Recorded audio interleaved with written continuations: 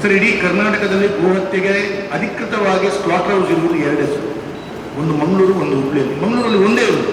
ಆದರೆ ಈಗ ಇಲ್ಲಿಗಲ್ಲಿ ಆಗಿ ಸ್ಲಾಟರ್ ಹೌಸ್ಗೆ ಅಂತ ಹೇಳುವಂಥ ಇಲ್ಲಿಗಲ್ ಸ್ಲಾಟರ್ ಹೌಸ್ 100ಕ್ಕೂ ಅಧಿಕ ಇದೆ ನಮ್ಮ ಜಿಲ್ಲೆ. ಇದು ಇಲ್ಲಿಗಲ್ಲಿ ಆಗಿ ಸ್ಲಾಟರ್ ಹೌಸ್ಗೆ ಹೋಗುವಾಗ ಪೊಲೀಸ್ ಇಲಾಖೆ ತಡೆಯಲಿಲ್ಲ ಅಂತ ಹೇಳಿದ್ರೆ ನಮಗೆ ಗೋ ಅಂತ ಹೇಳಿ ತಾಯಿ ಅಂತ ಸಮಾನ. ನಾವು ತಡಿಲಿಕ್ಕೆ ಹೋಗ್ತೇವೆ, ನಿಲ್ಲಿಸ್ಲಿಕ್ಕೆ ಹೋಗ್ತೇವೆ ಸ್ವಾಭಾವಿಕವಾಗಿ. ನಾವು ನಂಬಿಕೆ ಇರುವಂತ ವಿಚಾರದಲ್ಲಿ ಯಾರೋ ಒಂದು ಕಡೆ ಅದಕ್ಕೆ ಕೈ ಹಾಕ್ತಾರೆ ಅಂತ ಹೇಳಿದ್ರೆ ಸಹಜವಾಗಿ ನಮಗೆ ನೋವಾಗುತ್ತೆ. ಆ ನೋವಿನ ಪ್ರತಿಕ್ರಿಯೆ ಒಂದು ರೀತಿಯ ಕೋಮು ಸಂಘರ್ಷ ಆಗುತ್ತೆ. ಅವ್ರು ಹೇಳಿದಂಥ ವಿಚಾರಕ್ಕೆ ಈಗ ಮಂಗಳೂರು, ಇಡೀ ಮಂಗಳೂರಿನಲ್ಲಿ ಈಗ ಕಳೆದ 3 ವರ್ಷ ಆಯಿತು ಸ್ಲಾಟರ್ ಹೌಸ್, ಒಂದೇ ಒಂದು ಸ್ಲಾಟರ್ ಹೌಸ್ ಬಂದಾಗಿದೆ. ಮಂಗಳೂರಿನ ಹೆಚ್ಚಿನ ಸ್ಟಾಲ್ಗಳಲ್ಲಿ ಸಿಗುತ್ತೆ. ಎಲ್ಲಿಂದ ಬರುತ್ತೆ ಸರ್? ಕೆಲವು ಕೇರಳದಿಂದ ಮಾಂಸ ಮಾಡಿ ಬರ್ತದೆ ಅಂತ ಹೇಳ್ತಾರೆ, ಮಾಂಸ ಕಟ್ ಮಾಡಿ ಬರುತ್ತೆ ಅಂತ.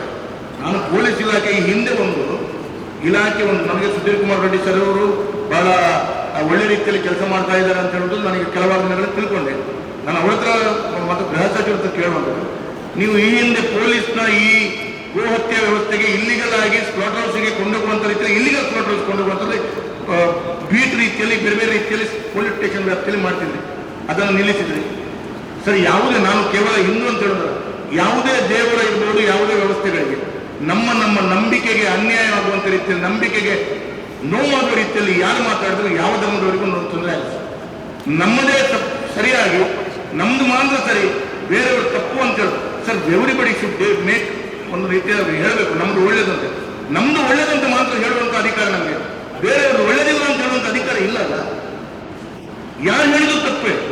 ನಮ್ದು ಒಳ್ಳೇದು, ಬೇರೆಯವ್ರದ್ದು ಒಳ್ಳೇದಿಲ್ಲ ಅಂತ ಹೇಳಿದ್ರೆ ಕೂಡ ಆಟೋಮೆಟಿಕ್ಲಿ ಆಗುತ್ತೆ. ಬೇರೆಯವ್ರದ್ದು ಒಳ್ಳೇದಿಲ್ಲ ಅಂತೇಳಿ ಯಾರು ಹೇಳ್ತಾರೆ ನೋಡಿ, ಅವ್ರ ಮೇಲೆ ಕ್ರಮ ತಗೊಳ್ಳಿ. ನಮ್ದು ಒಳ್ಳೇದು ಅಂತ ಹೇಳುವಂಥದ್ದು ನಾನು ಆಸ್ ಎ ಲೈಕ್ ಅಡ್ವರ್ಟೈಸ್ಮೆಂಟ್ ಹೇಳ್ತೀನಿ, ನನ್ನ ಪ್ರಾಡಕ್ಟ್ ಒಳ್ಳೆದಿದೆ, ಬೇರೆಯವರ ಪ್ರಾಡಕ್ಟ್ ಹಾಳಿದೆ ಅಂತ ಹೇಳುವಂಥ ಅಡ್ವರ್ಟೈಸ್ಮೆಂಟ್ ಎಲ್ಲಿಯೂ ಕೂಡ ನೀವು ಯಾವ ಮಾಧ್ಯಮದಲ್ಲಿ ನೋಡಲ್ಲ.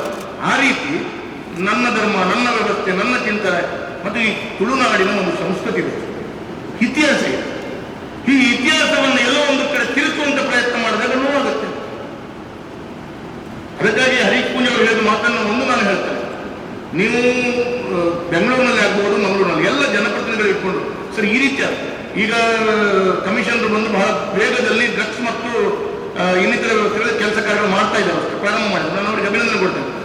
ಸರ್, ಇಷ್ಟೊಂದು ಇನ್ಸ್ಟಿಟ್ಯೂಷನ್ಗಳಿದೆ, ದಿನನಿತ್ಯ ಡ್ರಗ್ಸ್ ಮತ್ತು ಈ ರೀತಿಯ ವ್ಯವಸ್ಥೆಗಳಿಗೆ ಬರ್ತಾ ಇದೆ. ನೋಡಿದ್ರೆ ಅವರೇನ್ ಮಾಡ್ತಾರೆ, ಇಲ್ಲಿಯೂ ಮಾಡ್ತಾರೆ, ನಂತರ ಕೇರಳಕ್ಕೆ ಹೋಗ್ತಾರೆ. ಇದನ್ನು ತಡೆಯಬೇಕು ಅಂತ ಹೇಳಿದ್ರೆ ಡ್ರಗ್ಸ್ಗೆ ಒಂದು ಬಹಳ ದೊಡ್ಡ ರೀತಿಯ ಡ್ರಗ್ಸ್, ಗಾಂಜಾ, ಅಫೀಮಿಗೆ ನಾವು ಬಲಿಯಾಗುವಂತ ರೀತಿ, ಈ ಎಲ್ಲ ರೀತಿಯ ಮಾನಸಿಕತೆ, ಈ ರೀತಿಯ ಘಟನೆ ಮಾಡಲಿಕ್ಕೆ ಕಾರಣ ಏನು? ಅವರು ಆ ನಶೆಯಲ್ಲಿ ಇದ್ದುಕೊಂಡ ನಂತರ ಯಾರೋ ಹೇಳಿದ್ದನ್ನು ಕೇಳಿಕೊಂಡು ಒಂದು ಘಟನೆಗೆ ಹೋಗಿ ಮಾಡುವಂಥದ್ದು. ಅದಕ್ಕಾಗಿ ಇದನ್ನು ಒಂದು ತಡೆಯುವಂಥ ಕೆಲಸ ಕಾರ್ಯಗಳು ಆಗಬೇಕು ಅಂತೇಳಿ. ಮತ್ತೆ ಇನ್ನೊಂದು ಅವರು ಹೇಳಿದ್ರು ಇಲ್ಲಿಗಲ್ ಮೈನಿಂಗ್ನ ಹಣಗಳು ಬಹಳ ದೊಡ್ಡ ರೀತಿಯಲ್ಲಿ ನಮಗೆ ವ್ಯವಸ್ಥೆಗಳಾಗ್ತದೆ. ಈಗ ಎರಡು ವರ್ಷ ಆಯಿತು CRZ ವ್ಯಾಪ್ತಿಯಲ್ಲಿ ಮರಳು ತೆಗಲಿಕ್ಕಿಲ್ಲ. ಸರ್, 2 ವರ್ಷದಲ್ಲಿ ತೆಗೆದಂತ ಮರಳು ಎಷ್ಟಾಯ್ತು ಸರ್? ಸರ್ಕಾರಕ್ಕೆ ರಾಯಲ್ಟಿ ಇಲ್ಲ, ಆ ಮರಳಿನ ಹಣವನ್ನು ಸಂಪಾದನೆ ಮಾಡಿದ್ರು ಯಾವ ರೀತಿ ಎಲ್ಲೆಲ್ಲಿ ಉಪಯೋಗಿಸ್ತಾರೆ? ನಾನು ಇದನ್ನು ಕೇಳೋದು, ಇದು ಎಲ್ಲವೂ ಕಡಿವಾಣ ಆಗಬೇಕು. ಅದಕ್ಕಾಗಿ 2 ಪೊಲೀಸ್ ಆಫೀಸರ್ಗಳು ಅದನ್ನು ಮಾಡ್ತಾರೆ, ಹೋಮ್ ಮಿನಿಸ್ಟರ್ ಅವರಿಗೆ ಹೇಳಿದ್ದಾರೆ, ಅದನ್ನೇ ಉದ್ದೇಶಪೂರ್ವಕವಾಗಿ ಹೇಳಿದ್ದಾರೆ. ಮತ್ತೆ ಎಲ್ಲಿಯೂ ಕೂಡ ಸರ್ಕಾರ ಅಂತ ಹೇಳಿದ್ರೆ ಒಂದು ವ್ಯವಸ್ಥೆ, ನಮ್ಮ ಸಂವಿಧಾನದ ಚಿಂತನೆಯಲ್ಲಿ ನಾವು ಒಂದು ತಾಯಿಯ ಸಮಾನ ಅಂತೇಳಿ ತಿಳ್ಕೊಳ್ತೇವೆ ಅಂತೇಳಿ ಅನ್ಸ್ಕೊಳ್ತೇವೆ. ಸರಿ, ಎಲ್ಲರನ್ನ ಒಂದೇ ರೀತಿ ಕಾಣಿಸಿ, ಅದರಲ್ಲಿ ತಾರತಮ್ಯ ಆದಾಗ ಸಹಜವಾಗಿ ಪ್ರತಿಕ್ರಿಯೆ ಬರುತ್ತೆ. ನಾನು ಹೇಳ್ತಾ ಇದ್ದೇನೆ, ಯಾವ ಕಾರ್ಯಕ್ರಮಗಳಿದ್ರೂ ಕೂಡ ಯಾವುದೇ ಸಂದರ್ಭದಲ್ಲಿ ಎಲ್ಲರನ್ನ ಗಣನೆ ತೆಗೆದುಕೊಳ್ಳುವಂಥ ಕೆಲಸ ಕಾರ್ಯಗಳು ಮಾಡಿದ್ದಾರೆ. ನನಗೆ ಹೇಳಬಾರ್ದು, ಇವತ್ತು ADC ಅವರು ಹೇಳಿದ್ರು, ಡಿಸ್ಟ್ರಿಕ್ಟ್ ಇನ್ಚಾರ್ಜ್ ಮಿನಿಸ್ಟರ್ ಹೇಳಿದ್ರು, ಸರ್ ಇವತ್ತು ಸಭೆ ಮಾಡುವಾಗ ನೀವು ಪಟ್ಟಿ ಮಾಡಿದ್ದೀರಿ ಯಾರನ್ನ ಕರಿಬೇಕು ಅಂತ.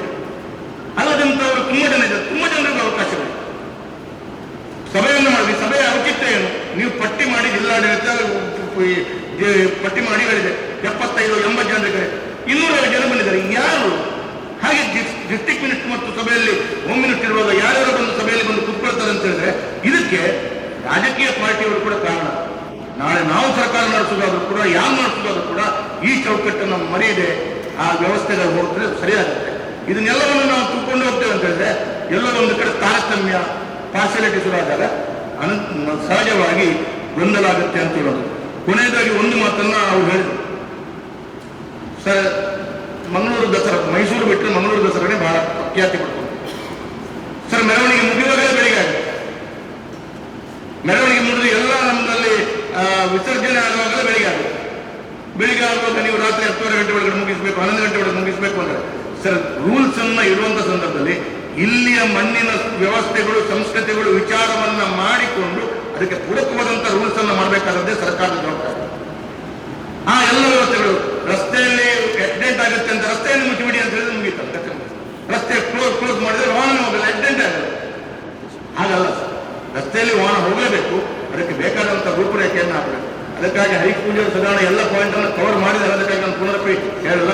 ಒಟ್ಟಾರೆ ಗೃಹ ಸಚಿವರು ನಿಮಗೆ ನನ್ನ ಮೇಲೆ ಬಹಳ ವಿಶೇಷವಾದಂತಹ ಪ್ರೀತಿ ಇದೆ. ಇದನ್ನ ನೀವು ಅನುಷ್ಠಾನ ಮಾಡ್ತೀರಿ, 100ಕ್ಕೆ 100 ನೀವು ಬಹಳ ಒಳ್ಳೆಯವರಿದ್ದೀರಿ. ಇದನ್ನ ಮುಂದಿನ ದಿನಗಳಲ್ಲಿ ಕರಾವಳಿಯ 2-3 ಜಿಲ್ಲೆಗಳಿಗೆ, ತುಳುನಾಡಿಗೆ, ಬೆಂಗಳೂರಲ್ಲಿ ಆದರೂ ಒಂದು 3 ತಿಂಗಳಿಗೊಂದು ಈ ರೀತಿಯ ಜನಪ್ರತಿನಿಧಿಗಳ ಸಭೆಯನ್ನ ಇಲ್ಲಾದ್ರೂ ಮಾಡುವಂತ ರೀತಿಯಲ್ಲಿ ಮಾಡಿದ್ರೆ ಇದಕ್ಕೆ ಇನ್ನಷ್ಟು ತಮಗೆ ನಿಜವಾಗಿ ಜಿಲ್ಲೆ ಒಳ್ಳೆದಾಗಬೇಕು, ರಾಜ್ಯ ಒಳ್ಳೆದಾಗಬೇಕು ಅಂತ ಭಾವನೆ ಇದೆ. ಅದಕ್ಕೆ ಶಕ್ತಿ ಸಿಕ್ಕಂತಾಗುತ್ತೆ. ಆದರೆ ಸ್ವಲ್ಪ ಜನರ ಹತ್ರ ನೀವು ಹಾಳಾಗಬೇಕಾಗ್ತದೆ. ಹಾಳಾದ್ರೂ ತೊಂದರೆ ಇಲ್ಲ, ರಾಜ್ಯವನ್ನು ಒಳ್ಳೆ ಮಾಡಿ ಅಂತೇಳಿ ನಿಮ್ಮ ಹತ್ರ ಕೇಳ್ಕೊಳ್ತೇನೆ. ಮಾನ್ಯ